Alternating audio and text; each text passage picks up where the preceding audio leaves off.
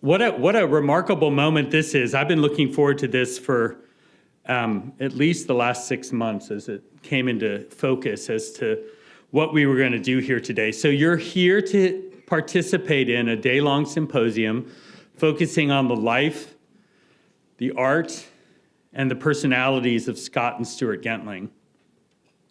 It runs alongside the exhibition that's up in our special exhibition galleries right now called Imagined Realism, which really explores in a retrospective way the work that these two gentlemen over the course of their artistic career developed and shared with, in particular, the community here in Fort Worth, but really throughout the nation. However, one of the great benefits of this particular project and of this symposium really aligns with, and I kind of think of it as a first capstone to the mission and the objectives of the Gentlings Study Center, which was established in the fall, officially revealed in the fall of 2019 as the museum re-entered its renovated moment. So if you've been into the galleries in the last year, certainly, if you've been here during the pandemic times, you've seen the changes that occurred. And part of that change and that redirection towards our next generation of effort here at the Carter was the establishment of the Gentlings Study Center. I just really briefly want to mention the 3 points of objective that the Gentlings Study Center has. The first is to secure Scott and Stuart Gentling's rightful place in the pantheon of 20th century American artists. And why I say that, and what you might hear today a little bit, is that although Scott and Stuart had this kind of effervescent presence in Fort Worth and in the region, they were also super committed to their work, that oftentimes it belied their ability to get their story out to a national audience. And so as part of the Gentlings Study Center, it's been that objective to really own these two artists, not only as great artists that have come from Fort Worth, but who have participated in the national story of American art in the second half of the 20th century and early into the 21st century. That makes me super proud for a lot of reasons, but I won't go into it right now. The second point or tenet of the Gentlings Study Center is to provide a research center, not only for scholars, but also for the layman who comes in, the layperson who comes in perhaps to this museum or has learned from this exhibition or maybe even here at the symposium and wants to know more. Because the wealth of material that exists within both the archives and the art holdings now relating to the output of Scott and Stuart Gentling is immense. John, would you agree with that? I think we have their daily journals, and so you can see what they were thinking, especially Scott, what the artistic machinations of a daily world, very rare in the context of American artists. And the third is to be, and this is important to us as a growth center, is to be the repository, both in the realm of archival material, but also of fine art, of Scott and Stuart's career for time moving forward. That would come from gifts, from inventive curators going out there and searching the world for more work, but also from acquisitions, purchases by the museum that relate to the life and career of Scott and Stuart Gentling. This has been super important for the museum in this new phase of our entry into the world that really got launched in that fall period of 2019 before the pandemic slowed us down a little bit. Because the commitment to Scott and Stuart Gentling really represents an aspect of knowledge creation that this museum has long embraced. But to have the opportunity to apply that, in other words, research, scholarship, exhibitions, symposia, to Scott and Stuart Gentling is a rare and significant opportunity. And this wouldn't have been done without the support of Mr. Edward Bass, who is here with us today, who believed and actually tapped me on the shoulder many years ago now to sort of suggest that this story and this recovery and this analysis and this presentation of the efforts of these two brothers really could be given a proper voice through the agency of the Amon Carter Museum of American Art. And it was a journey to get to this place and to really establish the Gentlings Study Center, but one that has improved the mission and the direction of this institution moving forward. So, Mr. Bass, thank you so much for your support and belief in them as well as in the institution. We're grateful to you.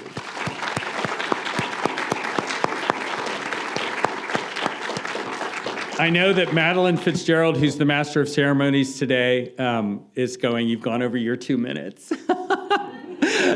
So I will turn the podium back over to her, but please enjoy this panoply of presentations. These are all the individuals who helped make the exhibition upstairs possible through their research, their interest, and their compelling creativity in exploring the lives of Scott and Stuart Gentling. Thank you. Thank you.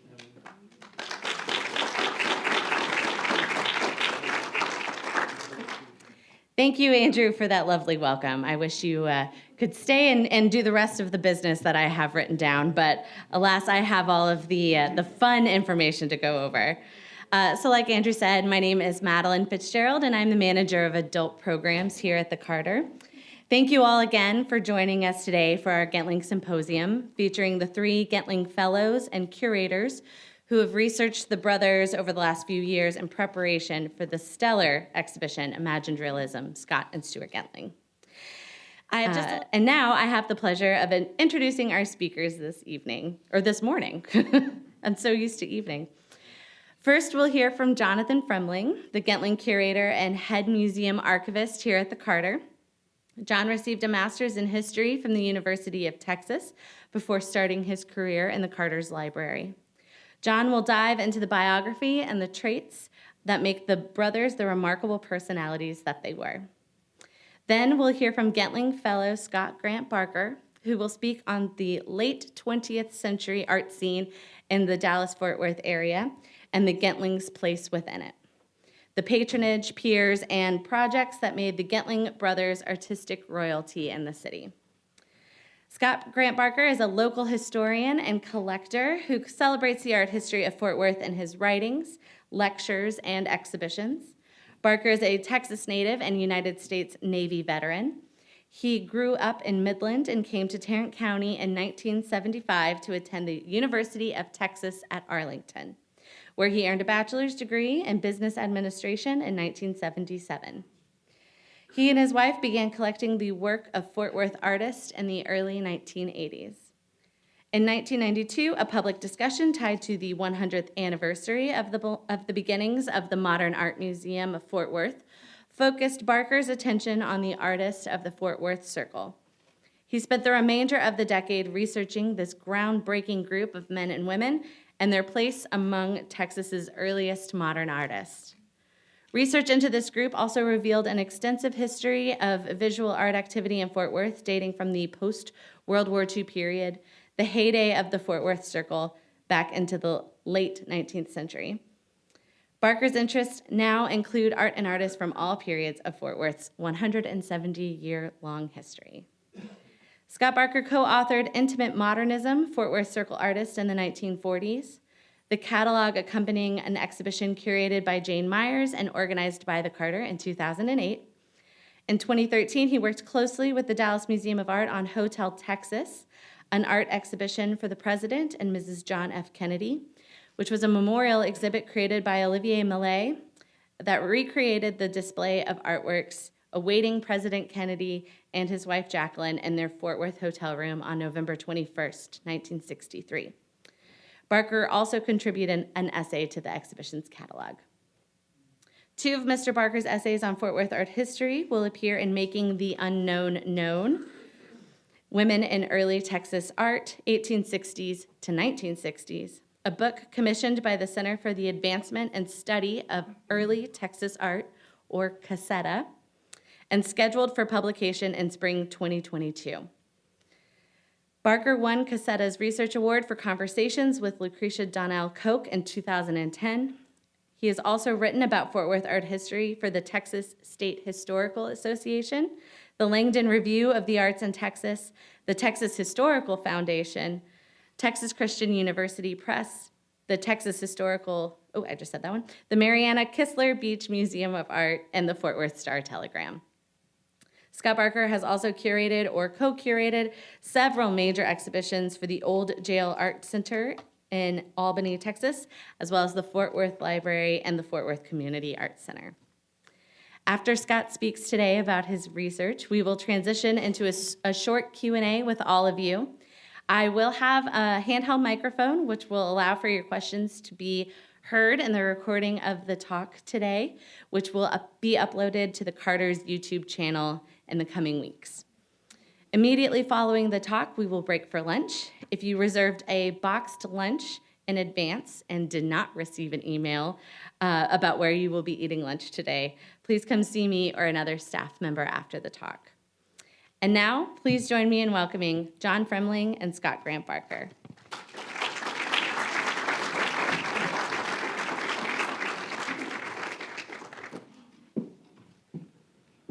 Good morning. Well, this is a day that has been really 40 years in the making. This is, I think, one of the interesting and exciting parts of this program in toto is just how the brothers fit seamlessly into the story of the arts here in Fort Worth. And so really, my presentation I'm going to keep fairly short. My colleagues that will succeed me will each expand upon many of these key aspects of the brothers and their careers. But specifically, I want to talk about the acquisition of the archive, how this program came to be, and really how this is a 40-year story. So this represents that all-important second look going back many, many years. In fact, this is literally the 40th anniversary of that. So the Gentlings are fascinating when you look at the museum's collections because they help tell the story, the incredible outpouring of the arts here in Fort Worth specifically over the 20th and into the 21st century.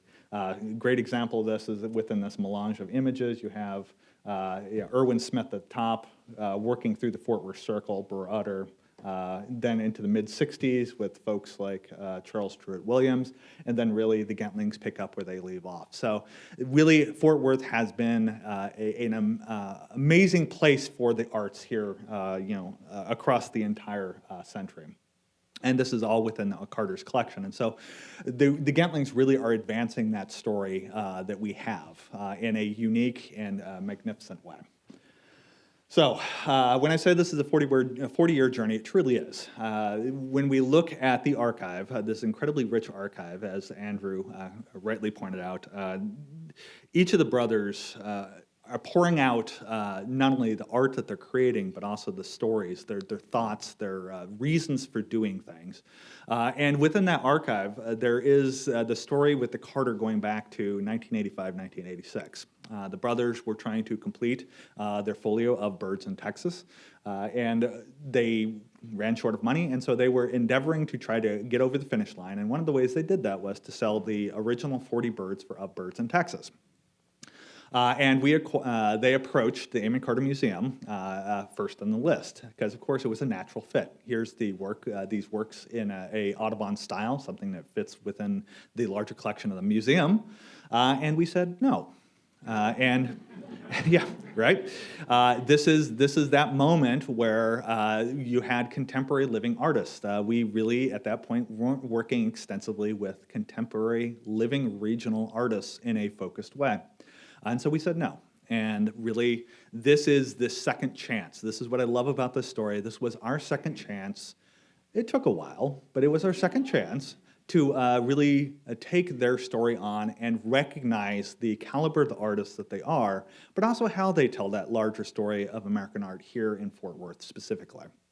And so in 2015, Suzanne Gentling, executor of the state and sibling of the brothers, approached the museum and said, hey, you said no in '85, how about now? And we thankfully said yes. And so this is a great example of how extensive the collection was. I think it ended up being about 60 boxes of manuscript materials. So that's this incredible trove of original papers, letters, diaries, scrapbooks, tens of thousands of photographs. I think it's roughly 40,000 photographs that document not only what their artistic sources, who they're looking at as inspiration, but also the compositions. And that's part of the story of them as artists. How do they create these art? These preparatory works that will ultimately lead to final compositions. And they're all in this incredible trove of material. So you can see sketches on the left here on the fore table. This collection of several hundred costume pieces, and just these boxes and boxes and boxes of manuscripts. And so it really represented a 6-year journey to get from this to today. The exhibition you see upstairs. It was roughly 2 years of processing the papers. That's doing all that fun stuff of taking all the paper clips and staples off of those things, because those things rust like crazy, and organizing it, describing it, smoothing out all the wrinkles, getting them in acid-free folders. And then another 2 years of going into the community, canvassing, knocking on doors. I always love to emphasize the incredible help of the Holland family right off the bat. They were our first folks to approach, and they had not only some wonderful examples of the Gentlings, but they also had, more importantly, introductions around the community that got us started in exploring who had what. And time again, we encountered just a warmth and willingness and excitement to be part of the Gentling story. This is something that everybody wanted to be part of. And so this is part of the story of the Gentlings as part of the community. So the brothers themselves, really are part of the story, and they're unique individuals. Now, I know many of you will know the brothers, so I'm going to keep this fairly short. But for those that may not be as familiar with them, you have fraternal twin brothers, and they're unique individuals, but they always describe themselves as a corporation of two. Essentially two halves of one mind, right? And so here you have Scott. Scott is more contemplative. He's introverted. I love this particular image, because he was known to be very charming, but he had a tendency to be more inward-looking. He could work for hours on end, just hyper-focused on the work he was doing. But there was I would argue, an element of the dandy in him. He loved to dress up. The costumes in the collection are one of the ways that he explores the historical past through a tangible link to that moment. The actual object was important. And I think one of the important things about those garments is, in many instances, he could wear them. He was lean. He could fit into those 18th century garments as a way to step into that moment, be in the mindset. It wasn't enough just to know the detail. You had to be in the right mindset to understand it. This is the deep engagement, the contemplative, inward-looking aspect of his career. And it's that detail that really comes out in his work. When you look at the works upstairs, it's easy to see Scott's hand because there's always that crisp, sharp detail. Well, the other half of the equation, of course, is Stewart. Stewart is outward looking. He's doing all of the public interaction with the public. He's getting the patrons. He's doing the day-to-day tasks like shopping and these kinds of things. And so he can be incredibly charming. I love the photograph of Winona Judd and Stuart, hamming it up there. This is just a great example of how he is able to cultivate patrons at all levels and interests. And so time and time again, this is how the brothers are working. Scott is laboring, and Stuart's interfacing, but they're working together. This is important.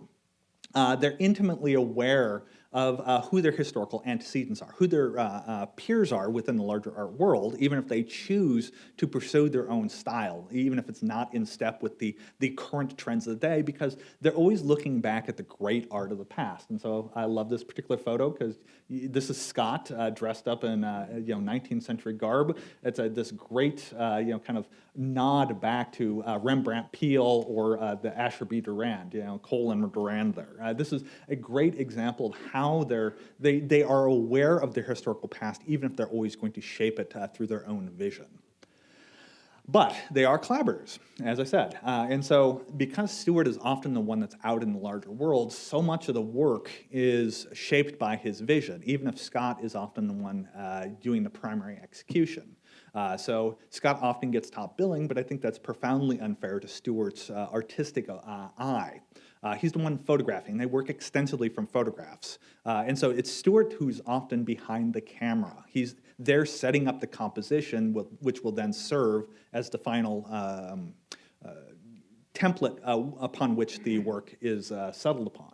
And I think this is a great example of how they work interchangeable on each other's work. And so in the foreground here, Scott is working on a Stuart painting. So it's interesting that they chose that as their publicity shot. Scott contributing to Stuart's work, and that's consistent throughout their careers. And so this is a broad view of them as people, how they work together, and how they fit into the larger art tapestry here in Fort Worth. And with that, I really want to turn it over to the scholars that succeed me to really explore in depth some of the details of the individual projects and how they fit into this story. With that, I am pleased to turn it over to Scott Rantbarker.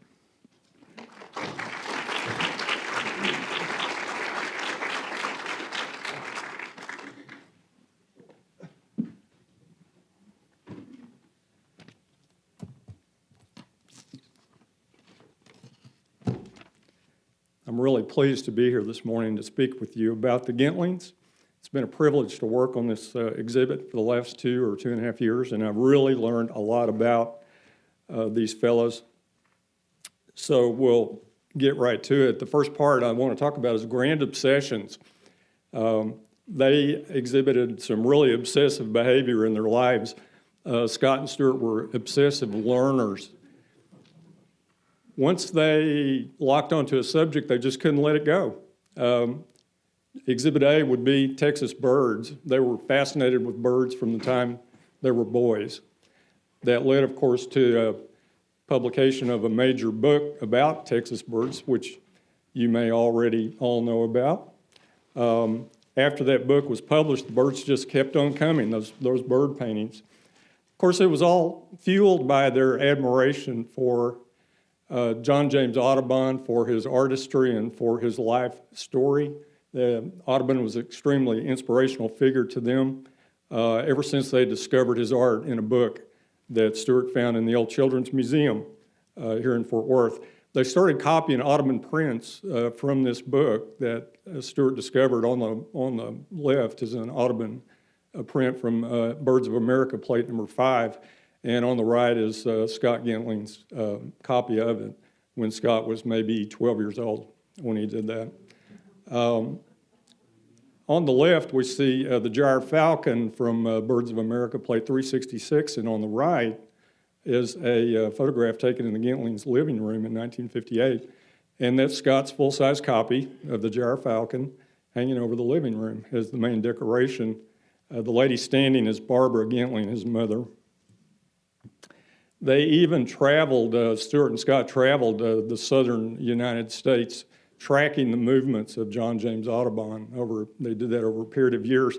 The first trip they took was in 1957 to Natchez, Mississippi. By bus, they went there with their friend Dutch Phillips.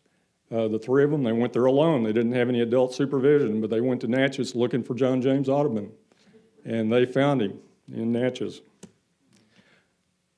Scott painted the wild turkey in 1960 when he was 17 years old. He won a prize for this.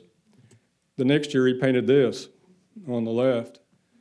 Of course, you may recognize it, of course. This is Johannes Vermeer, Girl with a Red Hat, collection of the National Gallery in Washington, D.C. Scott Gentling was obsessed with Johannes Vermeer his entire life, trying to understand how did Vermeer create this magic in such small picture planes. How did he do that? One of the very last things that Scott Gentling accomplished in his life was to publish a 122-page manuscript of his conclusions on how Johannes Vermeer worked as an artist. It's called The Red Lion. It's here at the Amon Carter Museum, dedicated to Stuart. Stuart Gentling helped him write this treatise, but of course Stuart was no longer living at the time Scott was able to get this in print. As a young man, Stuart was obsessed with literature, with creative writing, and with photography. He came to art just a little bit later than his brother did. When Stuart was in New Orleans attending Tulane University, he would go out into the Louisiana countryside every weekend to photograph interesting scenes in the rural Louisiana. And he sent a steady stream of these photographs up to Pennsylvania, up to Philadelphia, where his brother was in art school. And Scott found these photographs extremely inspiring, used them in some of the art that he created up there at the Pennsylvania Academy. And it was during this period when Stuart was doing all this photography that Scott really began to trust Stuart's sense of composition. He really liked what Stuart was doing, and he repeatedly complimented his brother on the quality of the photographs that he was receiving and said, keep it up, keep it up. And of course, this trust in Stuart's sense of composition continued throughout their careers. Stuart Gentlings was an avid hunter, a bird hunter mostly. That started as a boy. He enjoyed hunting even as a young man. He was a licensed Texas taxidermist, so often he would taxidermy the birds that he brought back from these hunting trips, and they would use these birds as models to create some of these extremely detailed drawings and paintings of Texas birds that they began to produce. Scott, as John mentioned, was introverted. He wasn't outgoing around other people. He was very conversive, but only with a small number of people that he really knew well. He was extremely interested in music, particularly classical music. He taught himself to play harpsichord. He taught himself to play violin. In his 20s, he wrote several pieces of short performance pieces for the violin. So he was always interested in music, in some ways even more so than art. That was a passion of Scott Gentlings. Both of them enjoyed old clothes, these antique costumes that John mentioned that you saw on the racks. They got interested in them very early on and accumulated a large collection of these, mostly French and British clothing from the 17th and 18th century, some women's clothing. They used these, of course, as props and stand-ins in some of their paintings to take the place of the person that once wore them, to put you into that period. And Scott, he was real skinny, and he was the only one that could get into them. Stuart was much huskier and couldn't wear them, but Scott liked to wear them, as John mentioned. Somebody else collected old costumes too. This is Andrew Wyatt, the best-known realist painter in America, about 1965. Andrew Wyatt collected costumes, as did his father. He understood that these old clothes tell stories, and he used them in his paintings, and the Gentlings knew that. So it was this mutual interest in old clothes that opened up a line of communication with Andrew Wyatt.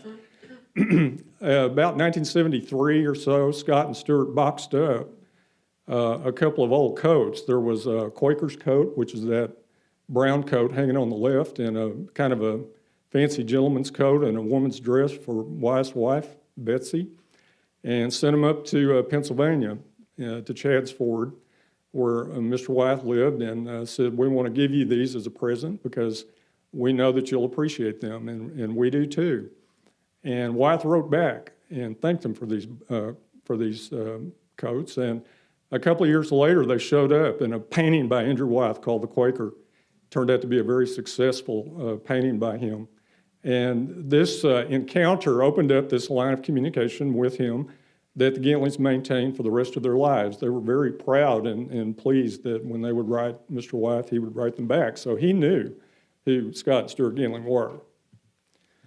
Of course, the obsession of Scott and Stuart that was perhaps even greater than their obsession with Texas birds was this total fascination with Mexico, with the history of Mexico, and particularly the history of the Aztec civilization. Their fascination was triggered by this book called The Discovery and Conquest of Mexico by a gentleman who was one of the conquistadors who had accompanied Hernan Cortez in 1519 on his mission to reach the Aztec capital. This book has been translated by many people. I don't know that this is the exact book that Scott and Stuart read, but it was this book that got them started on their interest in the Aztecs. And as they got older, they collected reams of information about the Aztecs and other Mexican cultures, such as the Maya. They began to collect objects. These are all Aztec objects that were from the Gentlings collection. They also bought sculpture and pottery from some of the other Mesoamerican civilizations as well. And they used these not only in paintings, but also as ways to put themselves back into this period when the Aztec civilization was at its peak. By the mid-70s, they had already conceived of this project that came to be called One Reed Year, which is a reference to the year 1519. They carved this fancy box. They gold gilded it. It's in the exhibition upstairs. You'll see it.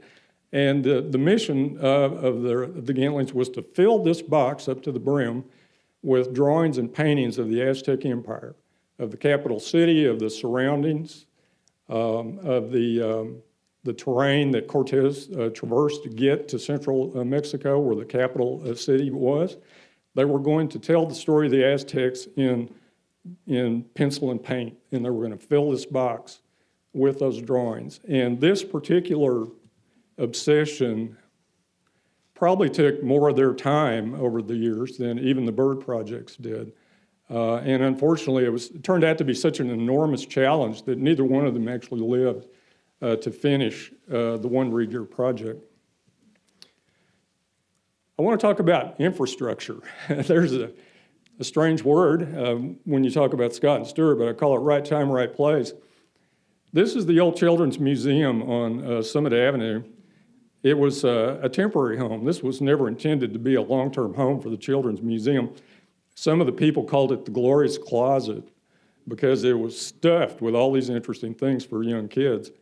It was in this old home on Summit that used to be owned by a Fort Worth banker.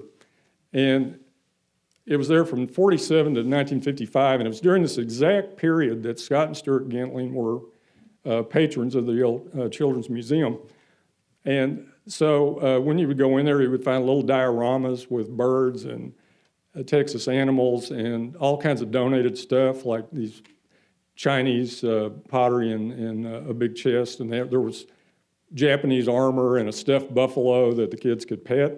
And there was a nature trail behind the house that wended its way down to the Clear Fork of the Trinity River. And the Gentling kids, the twins, walked that nature trail off and made a big impression on them. And it always struck me that they needed this place at exactly the right time. John Fremling and I were looking at some historic photos from the Museum of Science and History recently, which is what the Children's Museum is today.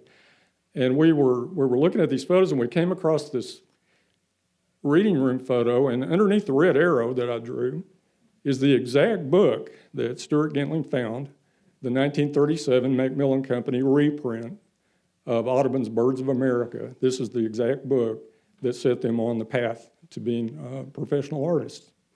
Particularly those wood ducks on the right. That's the first Audubon print that they copied as kids. This is the Fort Worth Arts Center, opened in 1954. It was our first public art museum. This museum was really the product of the efforts of two generations of Fort Worth people who desired to bring a real art museum to Fort Worth. Before this building was constructed, the art museum function was really handled at the public library. The Fort Worth Arts Center was a real game changer for Fort Worth because you had a professional staff, a professional director, you had curated exhibitions year-round, and you had a museum school, a full-blown museum school that offered all sorts of training to the public in drawing, sculpture and modeling, painting, bookbinding, you name it. Staffed by local artists of note, such as Brewer Utter and Cynthia Brantz and McKee Trotter and Evelyn Sellers. All of our top artists worked at this school, but they were all from here, and we all knew who they were. But then in 1958, they hired an outsider, a man named John Chumley. He's the first outside person that was hired to be on the staff of the museum school at the Fort Worth Arts Center. Mr. Chumley was born in Rochester, Minnesota. He grew up in Tennessee, and he was trained at the Pennsylvania Academy of the Fine Arts. He was a realist painter. You can see an example of Mr. Chumley's paintings on the right, contemporary with the time that he came here to Fort Worth. And while he was on the faculty, he was only here a short time, about maybe 2.5 years. But it was at that exact time that Scott Gentlings sought professional instruction at the Fort Worth Arts Center. And John Shumley was a realist, and we're talking about a time in American history when abstraction was all the rage, and a lot of young artists were being pushed in that direction to try abstraction, try your hand at it. John Shumley just didn't look at it that way. He was a realist. He believed in the realist aesthetic. And I think that was really reassuring to a young artist like Scott Gentlings, who was also attracted to the realist aesthetic as well. So that was just the right example that Scott needed at the right time. In 1962, another Pennsylvania Academy person came to town, Walter Stumpfig. Mr. Stumpfig was the composition and drawing teacher at the Pennsylvania Academy of the Fine Arts. He came here to do a solo exhibition or put in a solo exhibition of his paintings at the Arts Center, and you can see an example of Mr. Stumpfig's style there in the right, this boy in an empty room. It's kind of this gritty, realist style that he painted in. Walter Stumpfig offered an extra bonus while he was here. He offered to sit down with local artists and critique their portfolios. He offered to let them bring in the portfolio and so he could see what they were doing and give them suggestions.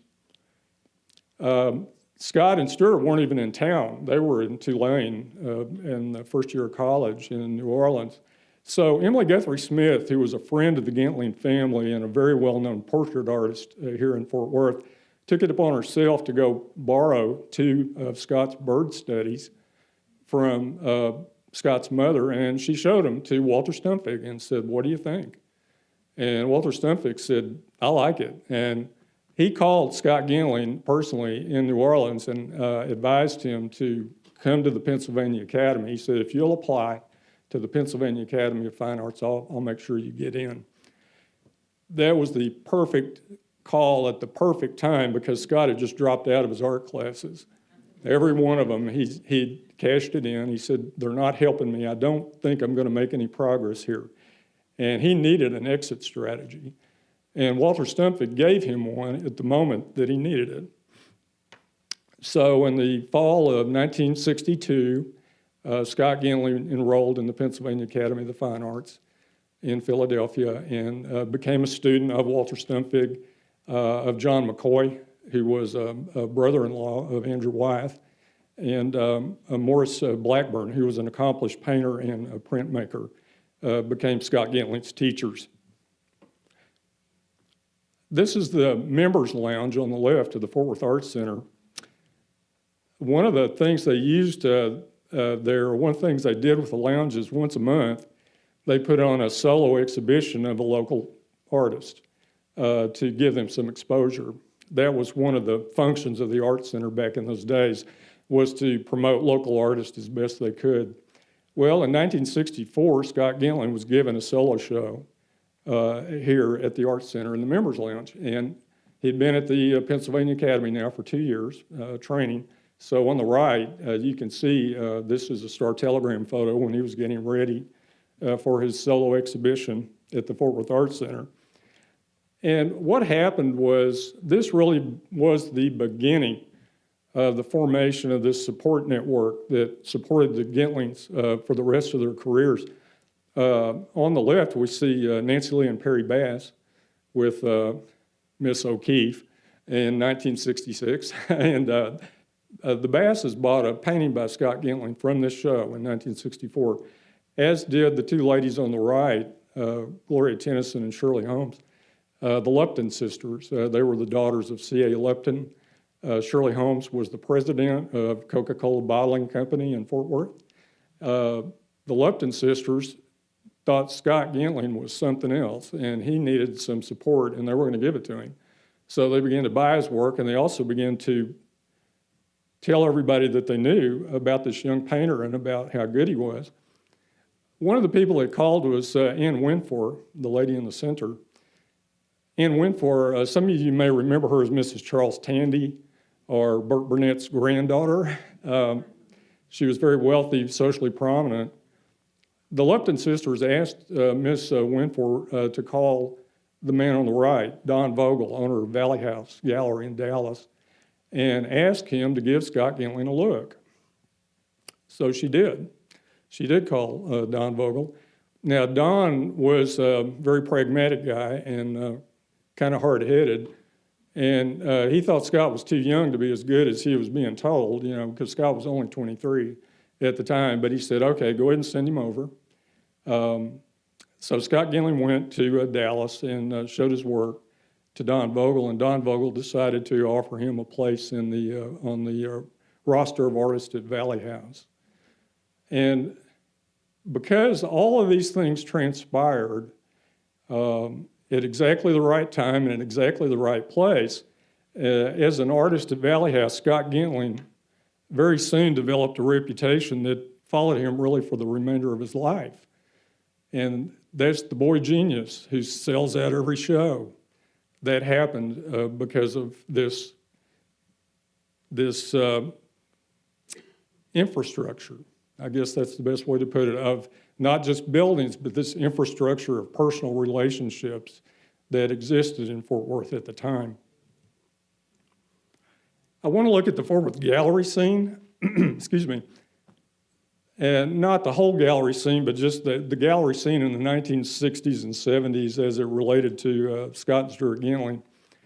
This is Pamela Chapman, Stewart's first dealer. Miss Chapman was an artist herself. She opened the Chapman Gallery in 1965 up here on Camp Bowie Boulevard, right next to the original. In fact, when you walk in, if you walk into the front door of the original where the cash register is, you're in the old Chapman Gallery space. And she was in there for about 6 or 7 years at the Chapman Gallery. She sold Stuart Gentling's first 2 paintings for him. It was a landscape and a painting of insects were Stuart's first 2 sales. I don't know that it was the 2 on the bottom here exactly, but it was similar work. The painting up on top is interesting. That's Stuart's very first landscape painting. It's the first painting he ever painted as a landscape. He did it when he was enrolled in law school at the University of Texas in 1965. And it's a piece of ranch property near Round Rock, Texas. He never actually sold it to anybody. He gave it to a friend, and then eventually the painting migrated into the possession of a dealer and then into another local collection. So it's still around, but that's Stuart's first painting. These are early landscapes by Stuart Gentling that were carried by Pamela Chapman. Kind of impressionistic, but they rapidly became more and more and more realistic as Stuart got better. And of course, he was studying with Scott at this point in his life. At one point, Pamela Chapman actually gave Stuart a waiting list of people who were interested in his work, and almost everybody on that list wanted a landscape. So Stuart's landscape sold real well, even right off the bat. Who else did she carry? Well, she carried the art of her husband. This is John Chapman, a real interesting guy. He was a sportsman and outdoorsman, raised Hereford cattle on some family property down near Waco. Self-taught, totally self-taught. He was, I guess you'd call him a strict realist painter, but he had a solo show there at Chapman Gallery every year, and his work sold okay. John Mitchell. John Mitchell was a little bit younger than the Gentlings, but he was a frequent sketching partner with them. John was a product of Helen Silvestri, a local teacher here. He studied with Helen Silvestri for several years, and then also received training at North Texas State University in Denton. These are some examples of Johnny Mitchell's work, and he, like the Gentlings, was a dry brush watercolor specialist. He taught himself the technique, and this endeared him to the Gentlings very much because that was their preferred technique too, was dry brush watercolor. Miss Chapman also carried the art of Ronald Thomason, real interesting guy. He was the official state artist of Texas in 1973-74. Grew up in Fort Worth and then later moved out to Weatherford. Ronald Thomason and Scott had a real interesting history together. Their time at the Pennsylvania Academy overlapped. Scott went up there in 1962, no family, no car. The next year, Ronald Thomason showed up with his family, his wife, and 3 daughters in a station wagon. And that's a perfect fit. So on the weekends, Ronald Thomason's family and Scott would pile in the car and they would go places. And so they went to Civil War battlefields together. They went to galleries in Washington, D.C. They even spent a weekend with John Chumley on John's farm in Virginia. So when the Thomasons came back to Texas, Scott was distraught in a way because they had sort of become his surrogate family up there. But Ronald Thomason, as the Gentlings were, was a realist. He painted in the realist aesthetic. And like the Gentlings, he was also attracted to the Texas rural environment. And his work was a good seller, a big seller, and he was a really accomplished promoter of his own work. So he had many collectors. This is Ralph Carr, Edward Ralph Carr. He was a Fort Worth stockbroker, grew up on the north side, had a degree from TCU. In 1971, Ralph Carr decided he wanted to be in the art business. He wanted to become an art broker. So he transitioned into the art business. He recruited Stuart Gentling to be one of his first clients. Stuart and Ralph Carr knew each other. Ralph Carr organized Stuart Gentling's first solo show in 1971. These are 4 paintings that were, or 4 artworks that were in that original solo exhibition, and 3 of these are on exhibit upstairs. The only one that's not is the black and white picture down in the lower left. I believe that was called Cellar Window. That one hasn't turned up yet. The following year, in '72, he organized the first 2-man exhibition of Scott and Stewart's work. This exhibition was held in a private home, the home of a man named James Meeker. He was a Fort Worth collector and a part-time art critic for the Fort Worth Star-Telegram. And these paintings on the right, the pumpkin and the nest, are Stewart's work, as is the painting in the center top. Then on the, let me see if I can get this to work. Right here, this is a limited edition print of Scott's painting called Treehouse. So Mr. Carr included a limited edition print in the offerings that day in case you either weren't in the market for an original or couldn't afford one, you could buy a limited edition print. These 2 were paintings by Scott that were in this 2-man show. This is a portrait called Nelly. This was Scott Gentling's landlady in New Jersey, where he lived when he was going to the Pennsylvania Academy. And this was called Redcoat. It was one of Scott's very first efforts at using a piece of antique clothing in a picture. And these 2 paintings were in the show. You'll notice these slides are a little fuzzy, and that's because they're taken from old color slides in the Valley House archive. And these are the only record we have of what these 2 paintings look like in color. In October of 1973, Ralph Carr opened a brick and mortar location at 901 University Drive. He called it the Fine Arts Gallery. About 500 people showed up for his opening that October Saturday night, including Michelle Phillips and Cass Elliott.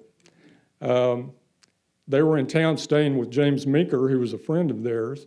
Of course, Michelle Phillips and Cass Elliott were known to everybody because they were the singers in the pop group, the Mamas and the Papas, in the 1960s. So that added a little bit of glitz to the opening that night. Ralph Carr went on to represent the Gentlings really for the remainder of Stuart Gentling's life. Mr. Carr gave up his brick and mortar gallery about 1985 or so, but afterwards he still continued to represent the Gentlings. And a lot of people in Fort Worth knew him well and knew that if you wanted a work by Scott and Stewart, the fastest way to get one was to call Ralph Carr, and he would help you obtain one.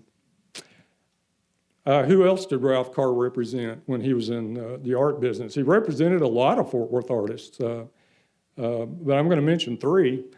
He represented the Blagg brothers. Daniel and Dennis Blagg started out being represented by Ralph Carr.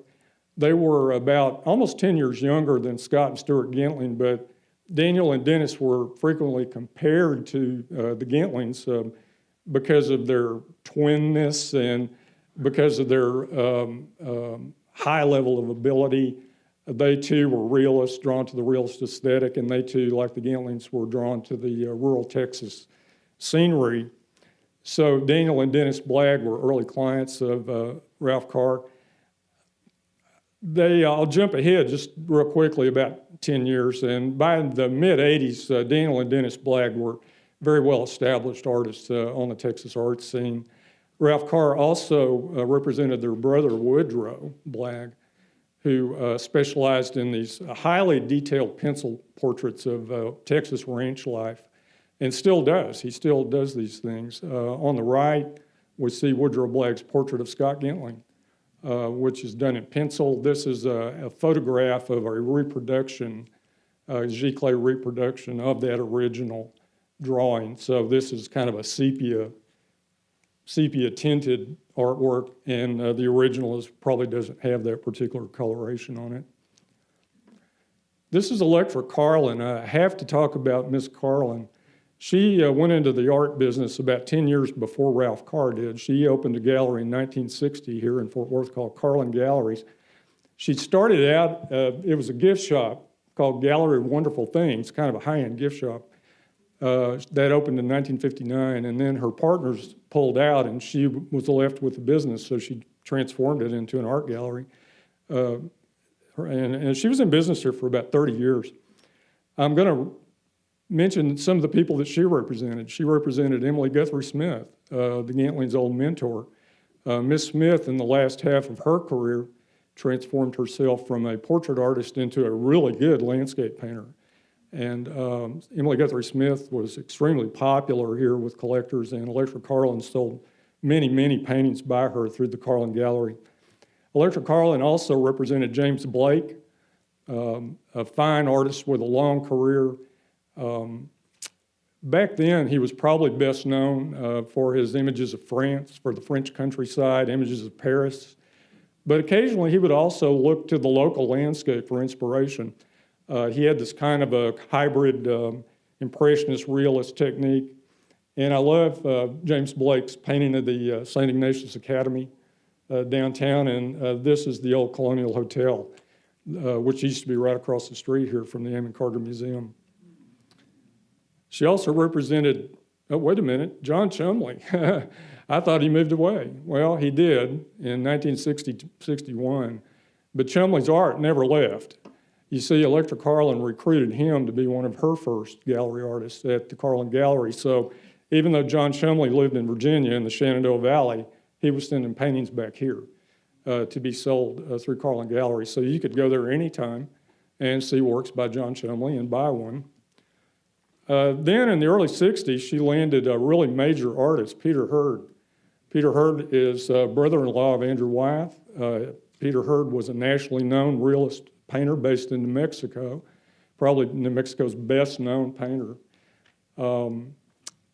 He was in town for an opening here in 1964.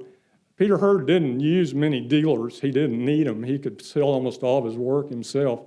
So Miss Carlin was one of maybe 3 or 4 dealers in the entire United States that had a pipeline to him that could get original Peter Hurds here.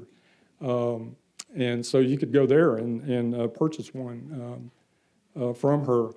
And then a little later, she landed Andrew Wyatt's other brother-in-law, John McCoy. This is the same John McCoy who trained Scott Gentling at the Pennsylvania Academy. He's shown here in this photograph at an opening at Carlin Galleries. This is Mr. McCoy. This is his wife, Ann Wyatt McCoy. Their son, Dennis, and Ronald Thomason, who we met just a minute ago. He was also trained by John McCoy at the Pennsylvania Academy. So I think you get the drift of what I'm driving at here. If you were a Fort Worth collector of high-end American realism in the 60s and 70s and 80s, you didn't have to go very far to find it. It was all right here in Fort Worth. Generalist in a world of specialists. This is a quote I took from Janet Tyson, our much-missed Fort Worth Star-Telegram art critic, and she was talking about the Gentlings.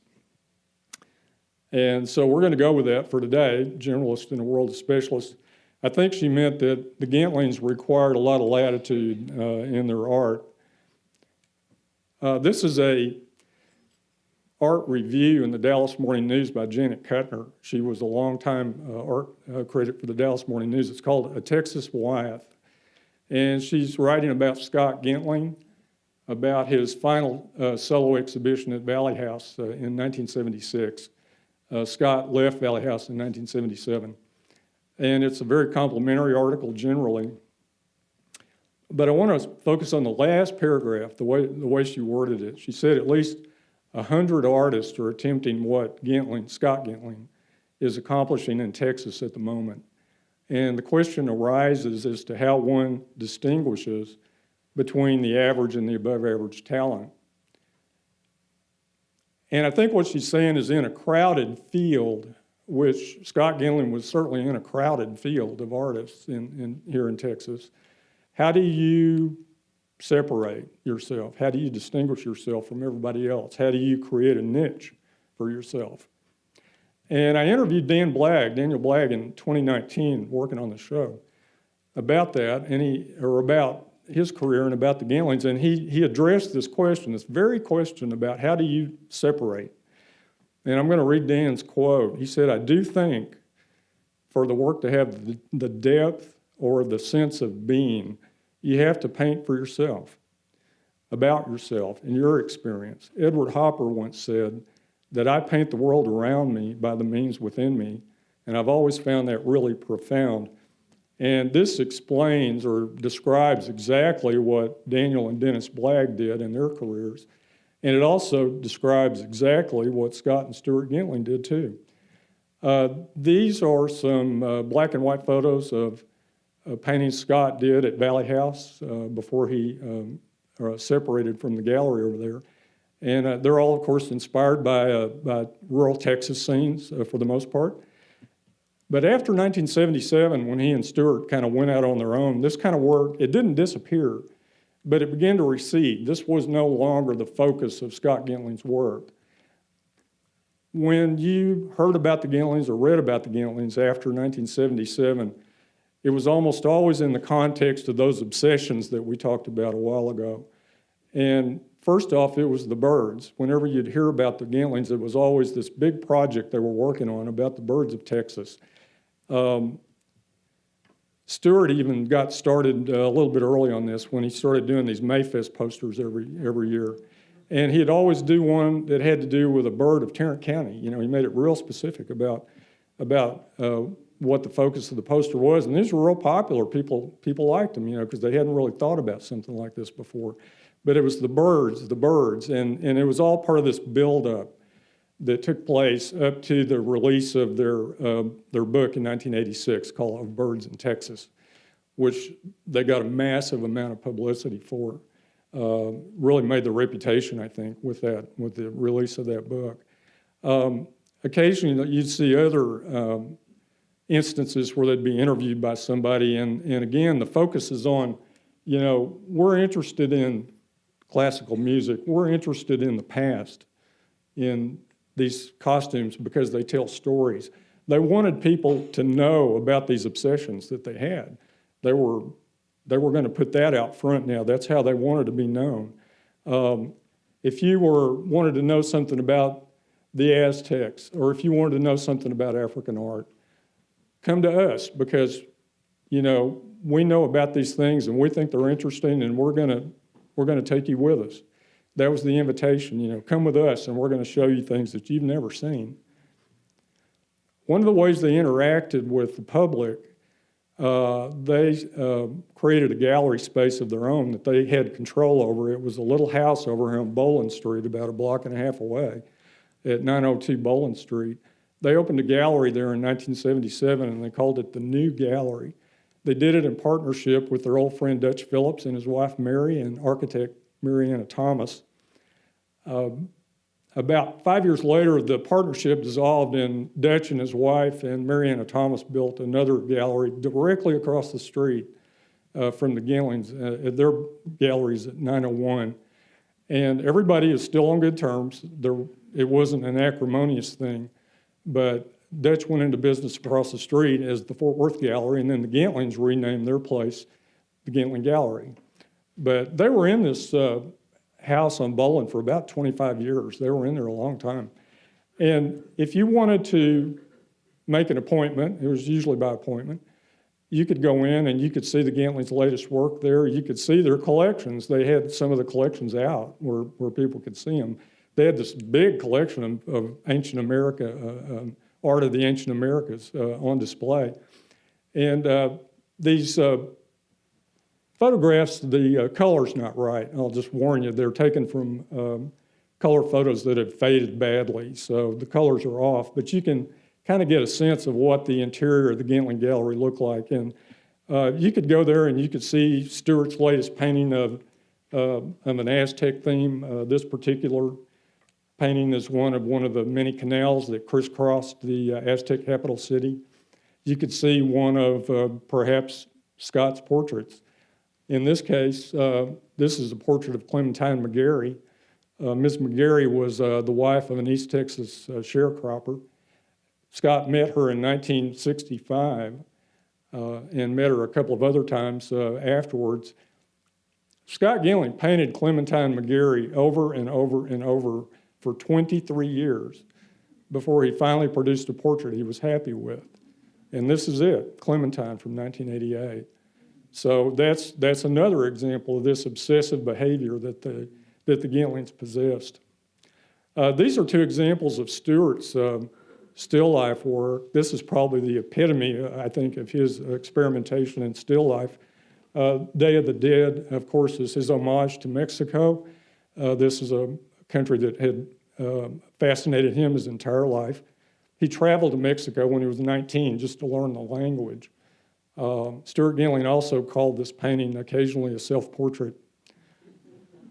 On the right, we see Symposium by Stuart Gentling. This is also an acknowledgement of all the things that have obsessed him and his brother over all these years. The birds, of course, the Aztecs. Right in the middle, guess who? That's a life mask of John James Audubon, the guy that started the whole thing. And Stewart wanted you to know that this man really meant a lot to us and really had a big influence on us. So here he is in Symposium, Mr. Audubon. So that's the purpose the gallery served. You could see the Gentlings and explore all these things that they were interested in, even the portraits. Scott Gentling created a market for his portraiture in the 80s and 90s. He made a lot of money painting portraits of people. He wasn't just doing work for himself. He also did a lot of work to support the two brothers, including their portraits. Occasionally, they even went back to the landscape. They did not abandon the landscape by any means. So you could see their explorations of the Texas landscape there at the Gentling Gallery. Now, they lost this gallery space about 1992, and then they remodeled the home on Byers Avenue that they inherited from their mother into the big studio that most of y'all remember. And I'm not even going to show a picture of that today because we really don't have time, but most of y'all have seen the place or seen it, so you know what I'm talking about. In 2002, Kurt Thompson, who was a music teacher at TCU and founder of the Mimir Chamber Music Festival, came to Scott and asked him to do a still life painting that they could use for promotional purposes. So Scott created this picture called Amadeus for the Mimir Chamber Music Festival. And Scott used a couple of antique violins in his own collection and anchored by a life mask of Mozart, which Scott had made himself. The original mask was famously destroyed when Mozart's wife dropped it. And so Scott spent years recreating this mask of Mozart. When the painting was finished, Scott said, I'll tell you what, I'm just going to give you the copyright to this. And you can reproduce it, keep the money. I believe in what you're doing. So sometimes that's what you do when you're an artist. You just do something because you love it. And this is an example of that. Stuart Gentlings spent a whole afternoon with Andrew Wyatt on New Year's Day, not New Year's Day, on 4th of July, there we go, 2004. He spent a day with Andrew Wyatt and his wife on Minner Island in Maine, off the coast of Maine. When Stuart came back from that trip, he had photographs of Andrew Wyatt. He had convinced Andrew Wyatt to pose for him, wearing an American Revolutionary War tri-cornered hat. And Stuart wrote later that he was terrified that when he was taking these pictures that Betsy would walk in on him and find him photographing her husband and take him to the woodshed over that. But it didn't happen, and he got back here with those photos, and Scott immediately went to work on a major portrait of Andrew Wyatt, having no idea where the painting would go or who might eventually have it. He just did it because he had to, because his brother, who he trusted implicitly, had brought him these pictures and these photos, and so he produced this photograph of or this painting of Andrew Wyatt, which today is owned by the Brandywine River Museum in Chadds Ford, Pennsylvania. When the Gentlings were offered the opportunity to create a large-scale decorative artwork for the Bass Performance Hall, the ground wasn't even broken yet. There was no building when they agreed to this project. They didn't have any experience working on a project of this scale and this complexity, but they knew two things. They knew they had the artistic ability to visualize what they had to do, and they knew that when the work was finished, people were going to stop and really open their eyes and really look at it. That was their mindset. And that's the mindset behind every work of art, I think, they ever did. One, we have the artistic ability to visualize it. And two, when we're done, you're going to open your eyes. You're going to stop and open your eyes and really look.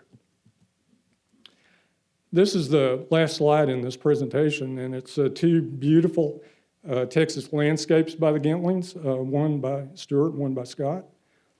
I asked my friend Quentin McGowan one time, what do you remember about the Gentlings? And he just laughed, and he said, well, as far as I'm concerned, they were just two halves of the same brain.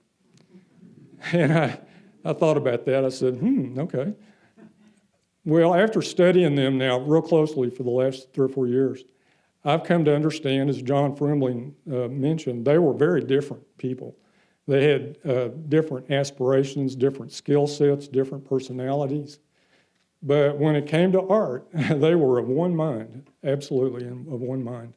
So I think Quentin's one-line description about two halves of the same brain, that's probably the best one-line description of Scott and Stuart Gentling that you're ever going to hear.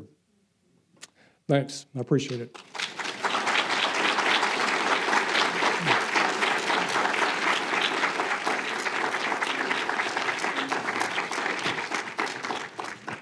Okay, everyone, we've run a little over our time for schedule today, but we have time for 2 questions.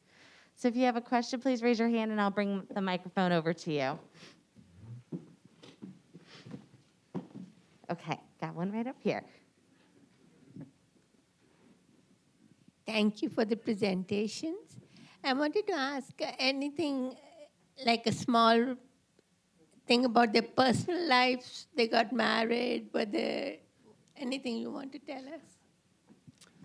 I think that'll probably come out as the day goes on. Anything that John and I didn't mention, don't get too frustrated about that yet, because we got a ways to go, and you got a lot of other people that are going to talk about them. So there's a lot to talk about, and it's hard to get it into 40 minutes. So yeah. I am pleased to at least succinctly give you the short version, though.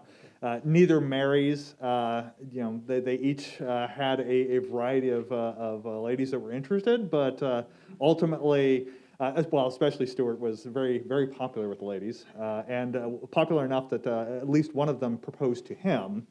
But because they were so connected, if they both didn't marry, I think the issue is, what do you do with the other brother, right? When you marry one, you kind of get them both. So I think that is the rub of the issue, and I think they understood at least that to some degree. So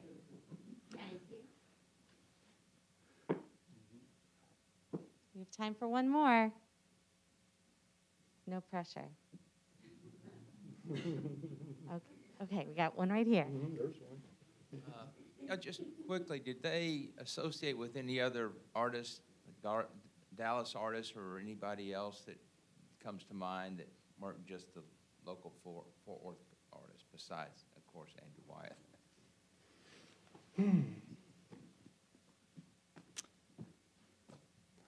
I didn't really spend a lot of time looking at their Dallas connections. After they left Valley House, I'm really not sure about that, George. I assume that they, now here in Fort Worth, of course, they had a lot of friends within the Fort Worth community here.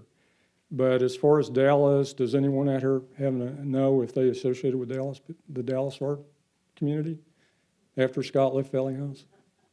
I'm not really sure, George. I'm sorry. Yeah.